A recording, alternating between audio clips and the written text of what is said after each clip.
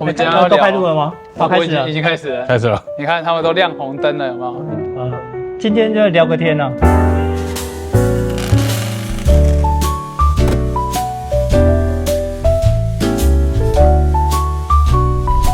主要是想要聊说最近市场很乱这件事情。钢琴市场，对，钢琴市场最近很乱。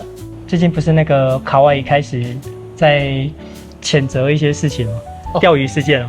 主要是钓鱼事件，还有整新机的事情，对不对？就是它的价格很低，但其实那个机子它不是一个完整的机子这件事情。对，可能水货啊，或者是它也是完整的啊，只是它是水货，或者是它整新的机子这件事情都有机会啦。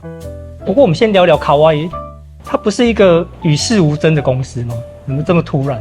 他们，因为你长期跟卡哇伊有配合吗？你觉得嘞？基本上配合这么多年，他们就是都。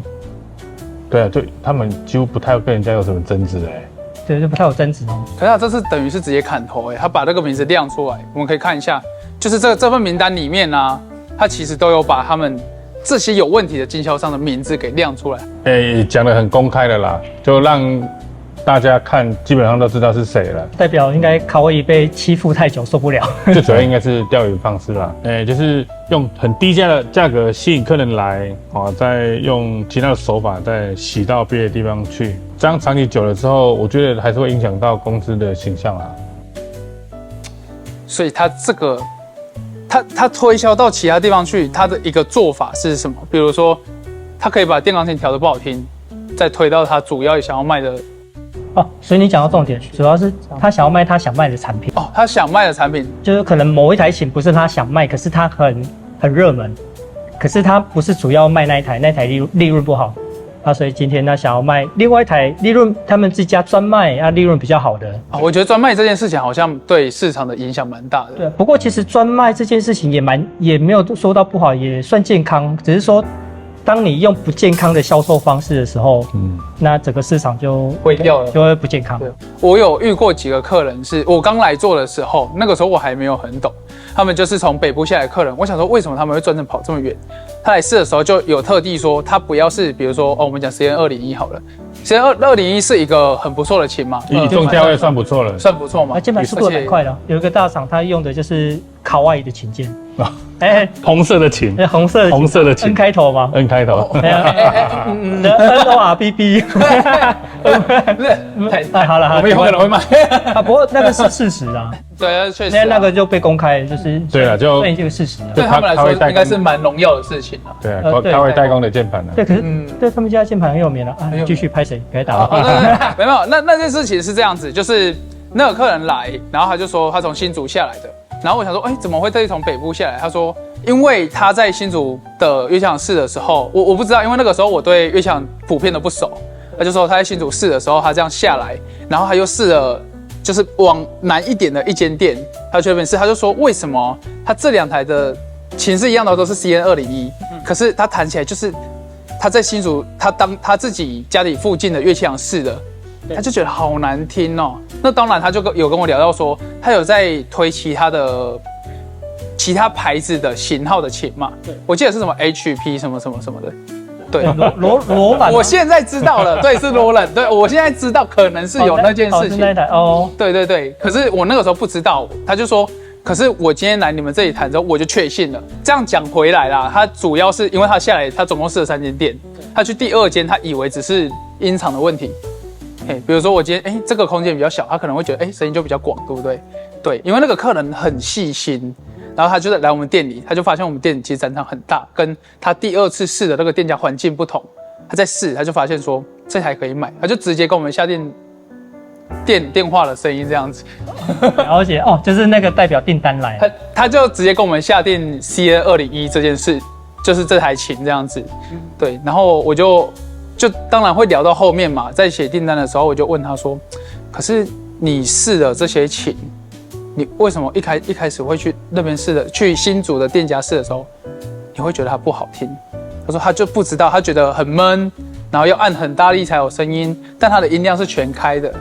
对，就有这件事情，看起来就没那么好听。对。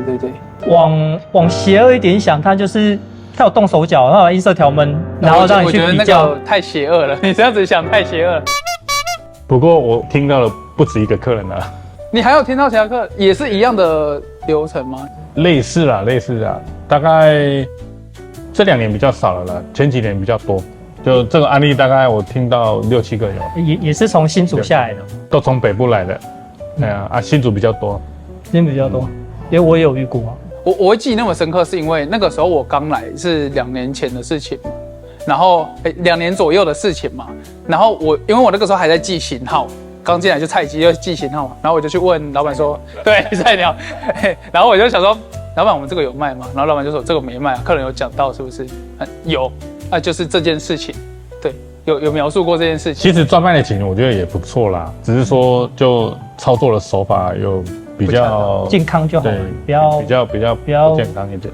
对啊，不要用这种钓鱼方式就好了。确实。重点是你影响到整个市场，大家就你打我，我就打你。影响市场这件事情，我觉得是这样，就是你要专卖 A 品牌，你就必须得打2个 B 品牌。比如说我想卖罗伦，我就得把雅马哈跟卡哇伊踢到地板上踩。重点是雅马哈跟卡哇伊是世界大厂它的东西是垃圾吗？不可能吧？不可能。你把它讲的多差，这样讲不过去。而且我们都有在装琴，我们知道雅马哈这个品牌的琴，它公差非常的小。不要讲雅马哈，卡西欧也是，卡西欧跟雅马哈他们的品牌琴的公差是非常的少的，出的问题也非常的少。良率啦，良率算蛮高的，良率很高。以这几年这样装起来的经验，良率最高的是卡西欧跟雅马哈，确实，剩下的良率也没有到很低啊，只是说就那个分数比起来，可能就差一点，如果100分来讲，可能他们雅马哈、卡西欧99、98分这样。然后可能罗兰、雅马哈这样就在94、95、96，差不多了，差一点点。对，良率也是超级高，可是就是很好，你会几乎看到雅马哈跟卡西欧几乎是近乎趋近零，不动。对，就是有这些案例的发生，我们今天才会特地拍这支影片来讲这件事情啊。不过其实现在的客人都很聪明就是让他们自己比较就好了。对啊，大家很在乎。售后服务嘛，就是你售后能不能维修，你使用的什么主机板啊，故障率不能太烂啊，就客人就在乎这些啊。那至于雅马哈、罗兰、卡西欧、卡哇伊各有喜好，我蛮常遇到，我目前也会分3派，就什么雅马哈派，然后跟卡哇伊派，然后罗伦派，另外一个是欧洲琴派。就是像什么卡西欧、罗兰那些欧洲琴，因为欧洲琴就稍微比较凶悍一点，比较厚实。像我有去研究，就早期的斯坦威，它声音是稍微比较厚一点，现在的稍微比较柔甜一点。现在斯坦威的音色比较柔甜。我有听过一个客人讲，那个客人也是很会弹的，就是一个小演奏家啦。然后他就说，我现在很喜欢弹雅马哈琴，但我以前是弹斯坦威的。他说他以前家境好的时候是弹斯坦威的，然后他现在就是换雅马哈的高阶琴，然后斯坦威卖掉。我说，那你还弹得习惯雅马哈吗？他说他们现在的等级还有手感啊，还有他的琴键越做越轻这件事，大家都知道嘛，就是他们斯坦威跟雅马哈他们琴键是越做越轻的一个状况。卡哇伊也是啊，卡哇伊手感也是越做越轻啊。你知道卡哇伊的平台琴就是也有2段嘛？对。然后斯坦威我去试的时候，感觉上我的感觉啦，我感觉有3段更细致一点，对，感觉更细致这样。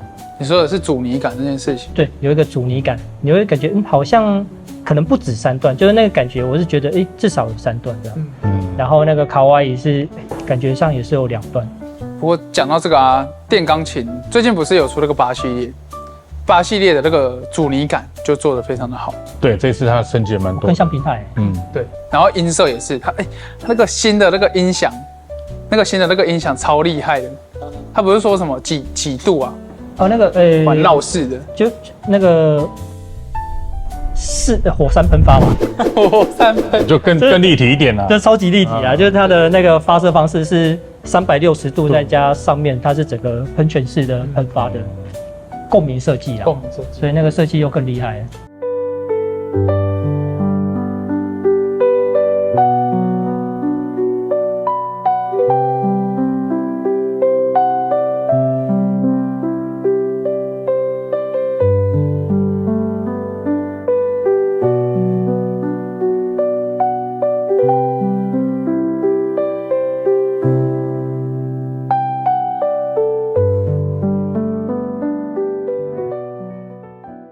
种钓鱼销售，或者是像故意把你调烂的那个，你们会有想法是怎么去杜绝这种事情吗？等一下拍个那个示范影片啦。对，主要是要拍示范影片啊，因为教大家怎么恢复原厂设定。对，不会踩到雷。我们就插在这个片段里面，然后你们在事情的时候就可以先做这个动作。好，请看 VCR。就怎么把它调回那个恢复原厂设定。对，就是你在当下弹的时候觉得很奇怪，那个声音怎么就是不太自然，对，你就可以做这个动作。对，做这个动作。就算不是跟我们买，然后去到别的店家的现场，你想要了解如何恢复原厂设定，也可以加我们的 LINE 询问如何恢复原厂设定，我们会及时回复你，除非我们休假。有休假，除了礼拜天休假嘛。对，1到6都可以线上支援了。对，1到6我们都可以线上支援。其实我看老板礼拜日也会有去骑，好吧？偶尔会啦，早上看一下，下午也看一下这样。对啊，其实我们不是要针对哪个店家，我们只是要让大家是公平竞争。我只是讲出事实，反正我那个客人就是说他从新竹下来，他试了3家琴，对，就公平竞争就好了，就你也不用做什么小动作。不要让客人被闷在那个骨子里面。因为买琴，就像老板你之前跟我讲的，买琴是一件很快乐的事情。对啊，对，我们不觉得说它是需要胆战心惊的。其实这些大品牌基本上品质都很好的，声音我觉得声音手感品质我觉得都不错啊。只要是这大品牌这些都没问题。其实我们比较担心的是怕买到那个白牌的大陆的或者是比较没有听过的品牌，那声音手感甚至维修上可能以后比较没有保障。维修上是会有什么问题？怕缺料啊，可能这个产品系列2年后它停产了，那就找不到零件维修。最主要会坏的是变压器，变压器算是消耗品，看地区嘛。如果这个地区如果电流不太稳定的话，它就比较容易故障。那再来就是我们键盘的皮垫它也算是消耗品，看你使用的量。你如果1天弹2-3个小时，跟2天弹1次弹半个小时，当然你每天弹使用量大，它就比较容易故障。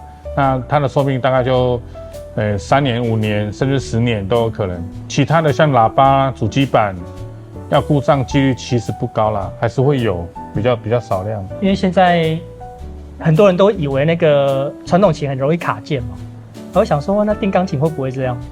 我好像反而比较少。电钢琴比较不太有这个问题，因为传统琴它是纯木头键，纯木头键你只要湿度没有控制好就容易卡键。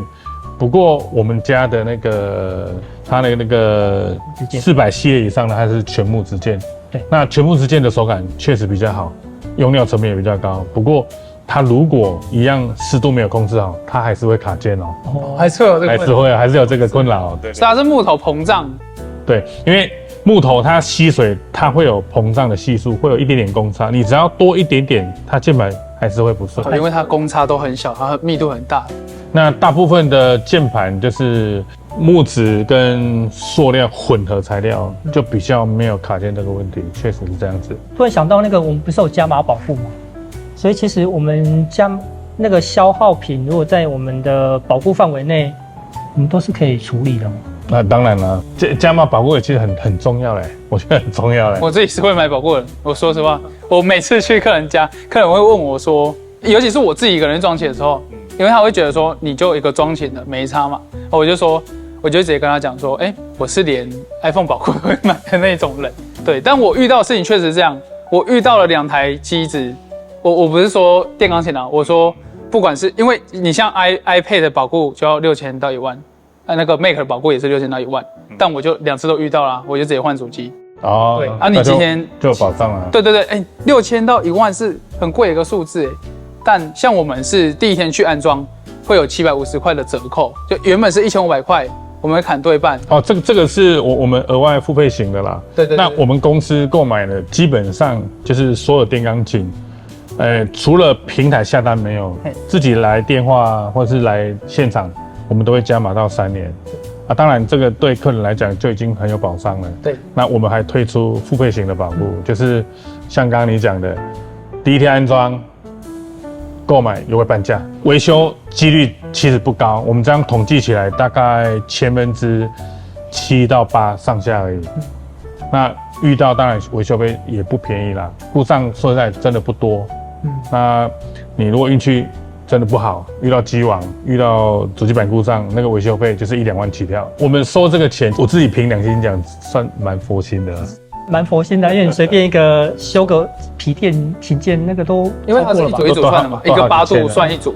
可以了，因为我们它是一组一组算。这个我不知道哎，不过我知道它是一整组吧。原厂的技师到家里面来服务，光拆个皮垫感应就是不好换，它是一组一组啦，就是多到多一组这样换，基本上就是3000-4000起跳啦。那如果整个键盘的感应器全部换掉，要1万多块。2万块的琴换掉就要1万块了，几乎半价了。我觉得蛮划算的啦，因为其实，有时候就跟客人聊啊，你只要小心饮料、食物、饼干、水，对啊，你不要饮料啊、饼干啊泼进去或宠物毛造成卡件，或是真的太潮湿，然后已经生锈了，就很明显的生锈，其实都在保护内啊。最危险的是水啦，因为水一拨到它就键料生锈，它就去了。记得我们去年不是有2个饮料泼进去吗？一个咖啡的，一个咖啡，咖啡，对，就大概3个月故障。这个就算人为，不过真的遇到人为极少了，我觉得那个案例极少。冷气机比较注意啦。对，也有遇过那个就是摆在冷气机下面漏水滴水，滴到了。最近才遇到，我才会想到，对啊，不然有时候其实真的你可能谈到要更新琴的，它都还不需要维修。基本上使用寿命大概都有10几年了。那业界这样子，我们遇到最夸张的撑多久的？你上次遇到？我知道那个雅马哈的那个28年，对，还可以弹，不过没有坏哦。不过那个是2年前，如果现在还在用，已经30年了。不过当初它是没有坏哦，它没有坏，完全没有。他只是觉得说以前的键盘系统跟现在等级落差很大。对，毕竟时代演进。不过我觉得厉害的是那个音色，28年前的音色跟现在差不多，差不多，跟现在差不多好。所以它取样技术没有。它应该是取样技术高阶的啦，高阶一直都在那边，然后低阶的就是一直慢慢放，有点那个挤牙膏，慢慢挤给你。已经没有挤牙膏的感觉吧？等一下，连牙膏挤不出来。不然现在雅马哈就超会挤的，就是你2万块就该2万块的等级啊，然后5万块就该5万块的等级。对了，就是2万多，它就是比较阳春一点点的。不过最近有跟上了啦，225像 P25，它现在蓝牙系统啊，还有那个接线录音它都有了。接线录音真的好方便。不过我觉得225应该是被 FP30逼到了，是逼到了，对对，有逼，确实被逼到，不然它像它蓝牙，它还是要现在835就有了，835就有。之前要745嘛。对，目前好像那个835以下的等级有2台有啦，DGX 670。670有。对，然后跟那个 P25，就这2个型号都有。其他的都还是要用 USB 连线播音乐。对。有啊，慢慢的开始牙膏越挤越大颗，被逼到受不了。我记得，老板，你上次说那个原本那个 P125跟 FP30X 的销量是，你说2:8吗？你说一开始吗？最早是那个125，125，我想一下哦，125它哪一个比较早？115哦，115那时候跟30啊，115跟30，就是还不是 X 的时候。对，那时候大概雅马哈还是量比较大，大概是6:4，大概6:4。对，那后来改125之后，慢慢的变成5:5，后来是4:6，就雅马哈是4，罗伦是6，那罗伦它就改成升级版，就是 30X， 对 ，S 版就出来了，它多一个蓝牙 Audio。它原本是 MIDI 蓝牙，后来改双蓝牙。对，双蓝牙之后，那个销售数字就变成37、28、19，甚至到19。19很夸张。对，后来鸭子打，雅马哈就马上改款。现在的比例大概多少？统计，不过这样不太准，因为现在雅马哈都大缺货。现在我觉得啦，大概接近55了啦，现在接近又拉回来。如果没有缺货的话，就是一直55，应该是55，又拉回来。现在又差不多了。毕竟外形也蛮好看的，它这次改版的外形真的是蛮好看的。说在设计上，雅马哈算是比较漂亮的。感觉上漂亮，卡西欧也漂亮，卡西欧的设计蛮漂亮。卡西欧也漂亮。不过卡西欧，我觉得它唯一比较吃亏的就是品牌它形象比较小一点。那它是注重音源，不过它的喇叭表现，我觉得还是差一点点。现场比啦，你不比较没差，一比我觉得还是有差一点点。突然想到那个，如果像客人跟我们买琴啊，我们都有到府安装，对不对？对啊，之前好像有遇到有一个，好像在网络买一买啊，结果寄过去一个女生，她说叫她自己安装，就没有带安装。我知道，那个在某那个平台上，那个案例是我们AP470，我们去现场安装的时候，发现在他们家的门口有一台 AP470。哦，我很奇怪。他家里面有一台 AP470，为什么又要再买一台？后来我们去装的时候，客人才讲说，我一个女孩子寄一台琴那么大台来，叫我如何是好？他没办法装啊，所以就只能点退货。他再重新再选购的时候，他发现我们店是有专业的技师到府安装的，所以他就很放心，就直接下单了。买了之后，我们2天就派专人去现场安装，所以他就也蛮开心的。470，只是我们觉得，怎么会他们家门口有一台470，干嘛又买一台？干嘛又搬一台470来？这样就很怪啊，就确实就是这样子。不过470那一台其实也蛮大台、蛮重的，那个店家怎么有办法说叫客人自己装？那这种话怎么讲？蛮重的，尤其是一个女生，对啊，对，你应该是要带安装，身高比例跟人差不多。不要说470，你就光 P25跟 FP30，你叫一个女生来装，其实还是有一点为难的。因为它三四箱套件嘛，对啊，像什么 RP701还是什么 HP702啊、704那一种很重嘛，那比较大啊。对，之前遇到客人说那个店家叫他自己去装，那个很简单，他说那个很轻啊。那个大概几公斤啊？因为我们搬过那个型。701光整箱的大概70有吧，70以上呢。雅马哈的8系列光835就快100斤了嘞，100公斤嘞，100公斤就快接近了，那怎么办？875才难办，875它的音响跟主机连在一起。不过店家如果是这样讲的话，有点我觉得比较不负责啦，有一点在为难客人的感觉，就是我价格给你便宜一点，但是你这些东西自己装啊。不过很现实啊，他店家以店家的角度会觉得说我就卖你那么便宜了，你自己装吧。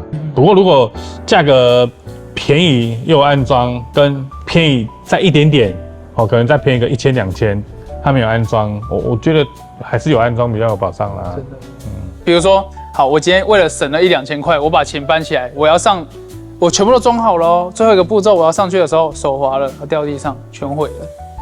你要按退货吗？不可能啊！其实我们自己安装那么久我们也有案例，我们自己装的时候真的是手滑掉的，真的有。我记得2年前嘛，那时候去搬一台，我记得是735吧，透天的4楼。对，那夏天，那现在的房子都很小，体积又很大，那我一个人抱到3楼的时候我就受不了，我就蹲起来在休息，那满身大汗。到4楼转角处的时候，因为手流汗太多，琴滑掉。那次运气很好，就是撞到我自己的大腿。那滑下去的时候，刚好我用身体撑着，滑到地板的时候，刚好有一个软垫地垫，轻轻的，对，触地。后来我就有一点紧张，因为当下滑掉有点吓到。后来我就再把它搬起来定位之后，发现它没有受伤。后来我回家发现我的大腿有一个区块，OK，就反而到对，因为你怕受伤嘛，所以你用身体赶快去接着它就这样子。你如果说那种请客人自己搬，然后可能一般的客人100%退货啦。你说你搬几楼？搬4楼。4楼不行。对啊，4楼3楼蛮硬的，很硬。我也觉得我不行。对啊，老实说。那个2个人搬还好啦，那时候我1个人搬啊。那时候我跟我太太去当然是我搬了不可能叫我太太一人搬一边，没办法，那个女生没办法了。其实这样讲起来真的是蛮紧绷的，你要给他寄到一个人家里，就算是2个人，好一对夫妻好了，然后像你说的，男生自己搬上去2楼，我觉得就腿软了，还是当呢。像客人跟我们买。我们有的客人他也觉得说收楼层费，他觉得他自己赚。不过有时候客人他真的没有经验啊，那你不可能说请客人自己搬，请客人自己搬啊，我们在旁边看也很怪啊。对，很奇怪。也很奇怪啊有客人有这样要求过了，但我也是有啊，不过我们公司还是坚持就是要服务，就是从头服务到做完。我记得有个客人是这样，他说他可以自己装，我们寄过去了，然后他发现他搬不上去，他说太大箱了，我搬不上去，然后就叫我们去装，还是以楼层费来换这个服务这样子。对，就是最后还是请我们帮他装。也是可以啦，就是这样子，我们还是会去啦。那一般除非是客人要求他自己装，我们才会用寄送的。不过我们基本上还是会先电话先依到府安装为优先，其次再来看客人。有的客人真的是时间上不方便啊，配合不上，或者是他真的比较偏远，像花东比较远的，会加远程费。他觉得他这个他想要自己赚，他不想要多花这些钱，当然就用寄送的也是可以啦。因为我们其实主要运送跟安装是没有费用的，就只要有电梯啊，然后不用搬楼层，其实都没有费用产生。看地区啊，就偏远地区会加收啦。那楼层费的话，基本上有电梯是不收。那我们楼层费也算还 OK 啦，没有很贵。其实算蛮便宜的，就几百块，对啊，一层几百，一层几百这样。像你说 P25或 FP30，我们一层楼搬才收200块嘛。对啊，一层200啊。如果是 FP10，我们就收150。那当然，你越大台的、越重的可能就有300啊、400。对，就看机子的大小、重量而定这样子。那我们算服务蛮完整的，就是那个从北跑到南，然后花东也会去跑啊，就都有在安装哦。也都有对。花东那个远程费其实是住宿费吧？其实我觉得不太够啦。你看你光住宿现在住宿2个人去最少2000嘛，2000块一个晚上。那你还有那个过路费，而且你去到花东，第一它量比较少啊，你可能就只有1台过去。那去到花东来回一定是2天，你2天可能就只装那几台而已。那我们正常假设我们在中部，我们2个人一天可以装几台？很轻松啦，甚至近一点到7台都没问题。那你说跑台北、跑台南、跑到高雄，一天我们2个基本上就是4台嘛，4台很轻松，5台就比较近一点了。那你跑一趟花东，来回一次顶多也4台而已。那我们自己这样跑，其实就是2趟，2天就2趟就8台。你说你花东不跑吗？你还是跑，只是会补一些远程费这样子啦。其实算愿意去装算蛮佛心的嘞，就互相体谅一下啦。对啊，你知道我开过最远的知道在哪里吗？花莲的光复乡。光复有听过吗？有有很多人没有听过。我从彰化开车到光复乡要7个小时。哇吼，要7个小时。7个小时。他是到花莲，然后再上去你。他到花莲要再下去，光复乡大概是花莲跟台东的中间左右。在彰化对面就在我们彰化对面，对，就是过个中正山脉就到了。不过要绕一圈，从下面好像也差不多7个小时，从上面也7个小时差不多，没有比较近，从哪边都可以。有去过2次花莲，其实花莲很漂亮。蛮漂亮的，花莲真超漂亮，半旅游，尤其那个沿岸那边就是超美的。像我上次去啊，刚好遇到那个土石流。我看到画面，对啊，超惊险。遇到土石流就卡在那个什么隧道，要回也不是在那边等，好像也没有，也不知道要等多久。他刚好1点50分土石流，我们2点刚好到那边，如果早一点可能还发生危险。2点。等到晚上8点才开通，我们赶快赶着过去，9点半才到客人家安装。当然客人也能谅解啦，谅解啦。毕竟就发生了这种天灾啊，像我如果我有一个经验，是我跟虾皮买东西，对，但我没有办法好好的退货嘛。他可能东西，比如说我有订过一个那个 pick up， 就是拾音器，来的时候是裂开的。它整块是裂开的，就裂成2半那样。然后我就想说，哇，这个要不要退货？退货的过程中就遇到很多麻烦。但某某遇到一样的问题，我按一键它就退货了，它没有第二次。还是可以退啦，只是那个退货的程序比较麻烦一点。某某就是你拍，这个就是有问题，它很快就确认完，就回去了。以我们公司的经验，就是客人就算东西没问题，但按退货我们还是的接受，就是这样子而已。对，甚至比较扯的，遇过那个耳塞，他用过了，他觉得用了第2天，我觉得不好用，退货。不过那个确实有点夸张，因为那是卫生用品，他回来我们也不能再卖，就不过那理论上就不能退了，因为变成会跟他收，还是会变额外费用。对，还是会产生。对啦，不过他还是可以退啦，就只是说变成不是正常退货。对，像我们刚刚聊到的那个就是东西寄到客人家没办法安装，退货。其实那个老板有遇过一次嘛，我有遇过一次。对，其实不止这几次啦。对，我们其他的技师，下次有机会可以其他技师也来聊聊。苹果那个你遇到那个瑕疵品，你按退货，它是会一直瞄你的。你是说我们之前公司订的那个萤幕上面有个裂痕？那个很夸张啊，那个有瑕疵，也有拍到。对啊。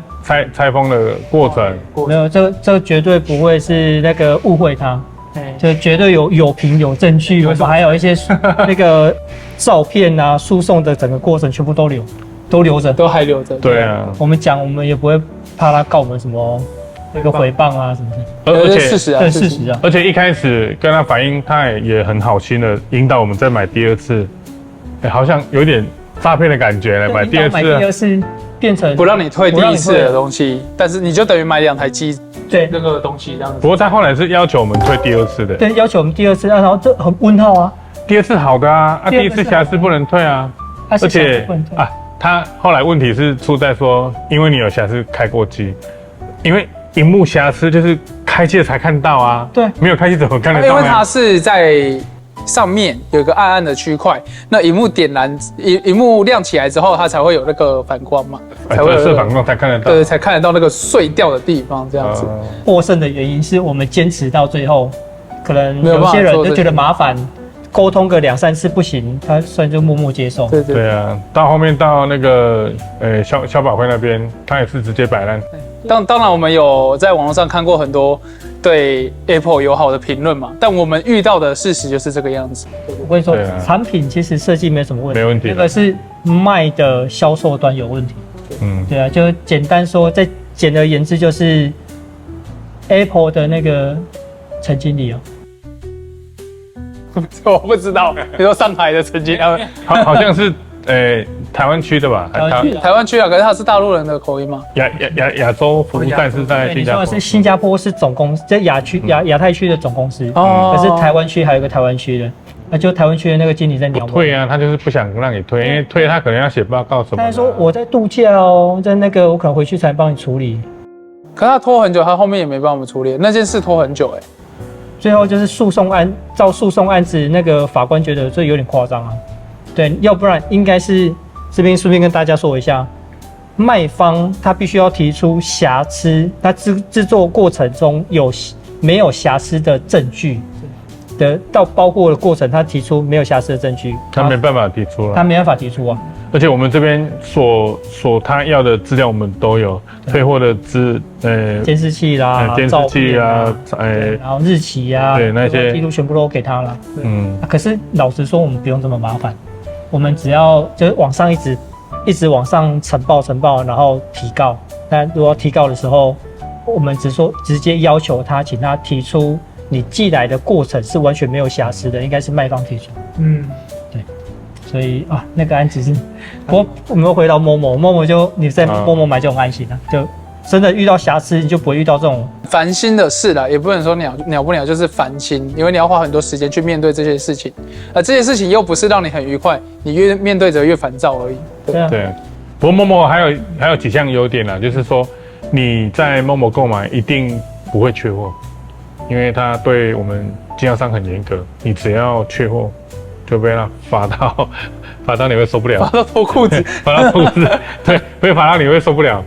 它是累积法的哦，每天罚。制度是怎么样啊？合约上就是你只要卖有缺货，它就会照你的商品的趴数罚，每天罚。你只要不供货就是罚。所以基本上你某买一定不会缺货啊。其实我们这样卖起来，我们为什么会推荐某？就是说，其实它本身就是富邦银行嘛，对不对？对。那你在上面，你如果有那个分期付款的需求，基本上它可以不赚利息哦，它可以是零利率的。说实在真的，不管是虾皮啊，或者是店家自己降价跟他拼啊，我没办法跟他竞争。其实我们也不行啊，因为银行这笔中间的趴数是银行收去的，并不是我们赚走的。对，所以Momo有办法做到这件事情，但其实店家不太有办法。我们来举个例子好了，就是那个 FP30X 啊，在 Momo 卖，它售价是28800，对不对？那你在 Momo 买的话，基本上它会给个2000块的现金折扣。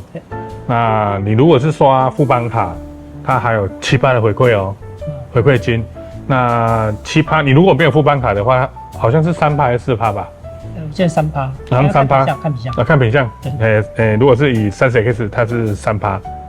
对，那你如果再分12期，又是零利率，又是零利率，那最强的是这里，分胜啊！而且后面还有，它还会再给你几百块的 Mobi 哦，那还会再送赠品。那我们自己卖的就我们自己送的赠品，Momo 还会再送一个赠品，所以这样算起来应该还是最划算的。如果有分期的话，基本上没办法跟它竞争。如果是以我们公司的现金优惠价来卖的话，基本上我们还是有优势啦。直接跟我们买的话会交往到3年。那如果是在Momo买的话，就是原厂的2年。对，有些是15个月了，雅马哈就15个月。对，雅马哈注册12个月注册会在随机赠送这样子，运气好送1年，那基本上就是送3个月15个月。那在Momo买的话还有什么优点？就这样子，基本上安装的服务你在Momo买跟我们买其实都一样，就差在配件保固会有稍微的落差，价格就差不多。